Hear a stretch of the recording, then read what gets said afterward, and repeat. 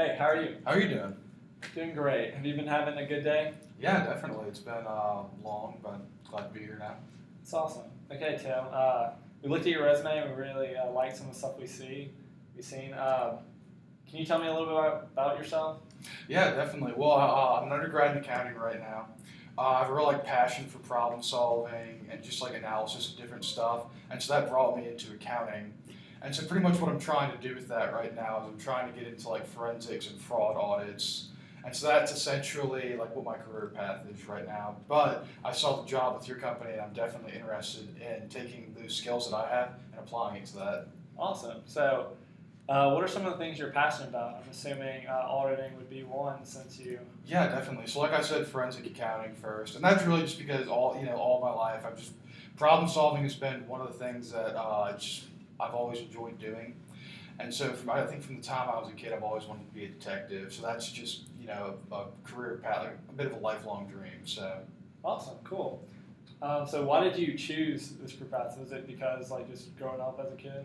So originally as a kid, so like I said, I wanted to be a detective whenever I was a kid. When I was in high school, I thought I wanted to be an engineer because I thought it would take in that analytical nature that I had and also that problem solving that I had. But whenever at the end of my high school, I realized I did want to go into business. And then starting in college, I quickly found out I wanted to do accounting. And that was just simply because I enjoyed the coursework that I was doing, and I just found that it suited more my skills that I had. Cool. So, Tim, what are some of your strengths? I would say my biggest strength would definitely be my attention to detail. I have good communication skills with people. I've never really had any setbacks being able to communicate an idea to anyone. And for the last one, I would probably say my ability to look at a situation and kind of just break it down and boil it down to the most be able to look at a situation very simply. So Awesome. What do you think some of your weaknesses are? I'd probably say my biggest weaknesses would be whenever I go and I do work. Sometimes I'm a bit focused on just getting it done quickly. Whereas I can be detail focused sometimes, but other times I might skip past a couple of things and getting that done. I'd say the biggest thing for me is just slowing down and being able to get the work done in a way that's timely. Okay, cool. Okay, can you tell me a time that you've worked in a team setting to accomplish a goal? Yeah, so actually I was on exec for my fraternity in college, and it was for a year, and I was the VP of finance. And so essentially the goal that we had to accomplish was getting our chapters, residential learning accreditation gained, and something I'm still working on right now with the team. But as an exec board, you have to pitch the idea to the chapter. You have, in a sense, market it to the chapter. But then you also have to create objectives and goals in order to get it accomplished. And so essentially we laid out a plan in place, and we're still following that plan now in order to get it accomplished. Okay, cool. With that position, is there any time you got stressed out, and how did you accomplish that? There were definitely times that I got stressed out. The way that I was able to deal with the stress is that I just kind of took a step back from the work I was doing and would just relax and put it out of my mind for a short period of time. And I found that if I came back later to it, I'd be much less stressed and I'd be more likely to find a solution to it. Okay.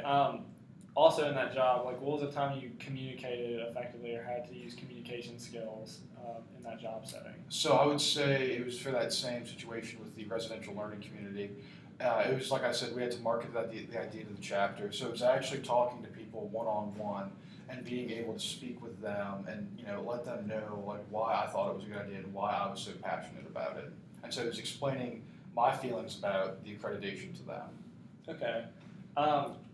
In some past work experience, did you ever have to use any prioritization skills in order to accomplish goals? Oh, definitely. I've been, even this summer with my internship, I would be working on a project and my boss would come in and they'd give me something else to work on.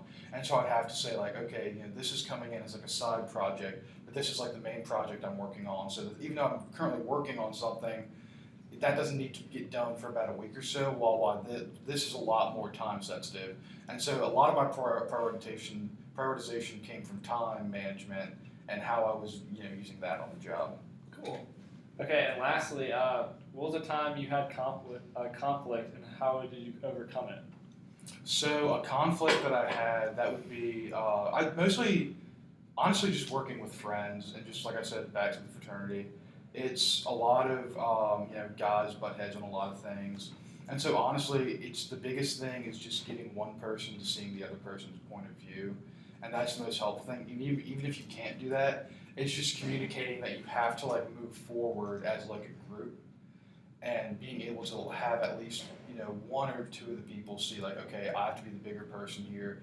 I have to move on from this issue and see the bigger picture. So that would be Awesome. that. Well, I think that's everything. Thank you so much, Tim. All right, Really thank you very appreciate it. much. Yeah.